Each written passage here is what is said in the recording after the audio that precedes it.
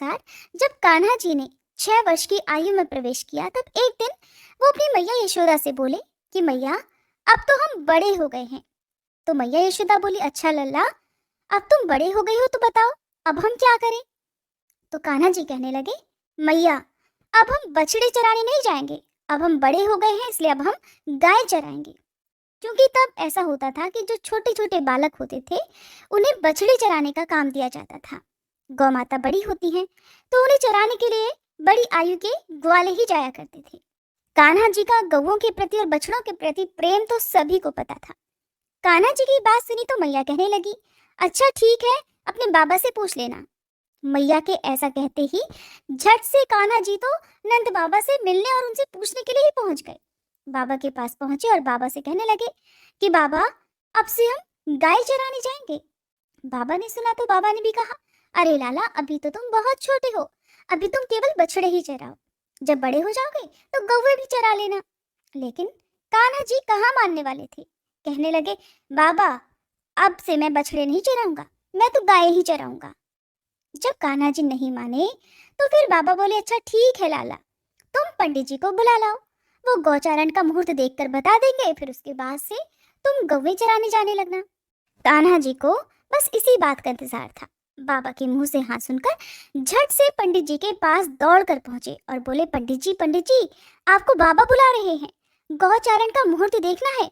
और एक काम करना पंडित जी, आप आज का ही मुहूर्त बता देना, अगर आप ऐसा करेंगे ना तो मैं आपको बहुत सारा माखन दूंगा। पंडित जी ने सुना तो कान्हा जी के मुख से माखन का प्रलोभन सुनकर पंडित जी समझ गए कि कान्हा जी को तो गौवे चराने की बहुत जल्दी है। अब पंडित जी नंद बाबा के पास पहुंचे, बार बार पंचांग देखकर गणना करने लगे। तब नंद बाबा ने पूछा, पंडित जी क्या बात है, आप बार बार क्या गिन रहे हैं। इधर कान्हा जी ने तो पंडित जी को पहले ही पट्टी पढ़ा दी थी। उन्होंने पंडित जी को ढेर सारा माखन देने का लालच जो दे दिया था। प्रभु के हाथों से माखन खाने का आनंद ही कुछ और है। पंडित जी नंद बाबा से कहने लगे कि क्या बताएं नंद बाबा जी, केवल आज का ही मुहूर्त है, उसके बाद तो अगले 1 वर्ष तक गौचारण का कोई मुहूर्त ही नहीं है। पंडित जी की बात सुनकर अब नंद बाबा ने भी अपने लाला को गौचारण की स्वीकृति दे दी। अब भगवान जो भी कार्य जिस समय भी कर ले वही शुभ मुहूर्त बन जाता है। उस दिन भगवान ने गौचारण आरंभ किया। अब वह शुभ तिथि थी कार्तिक मास के शुक्ल पक्ष की अष्टमी तिथि। भगवान के पहली बार गौचारण आरंभ करने के कारण ही ये तिथि गोपाष्टमी कहलाई। मैया यशोदा ने अपने लल्ला का श्रृंगार किया। पूरा श्रृंगार करने के बाद जैसे ही वो उनके पैरों में जूतियां पहनाने लगी तो लल्ला ने मना कर दिया।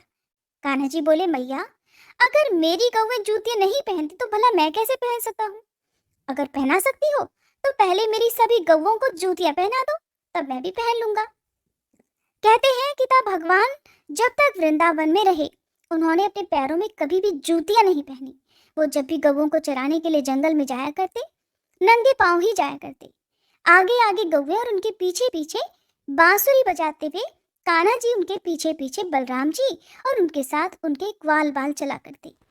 इस प्रकार से विहार करते हुए भगवान ने उस वन में प्रवेश किया। कहते हैं तभी से भगवान की गौचारण लीला का आरंभ किया। जब भगवान गौवे चराते हुए वृंदावन तक जाते तो उनके चरणों से वृंदावन की भूमि बहुत पावन हो जाती और वह वन गौओं के लिए हरी भरी घास से युक्त एक रंग बिरंगे पुष्पों की खान बन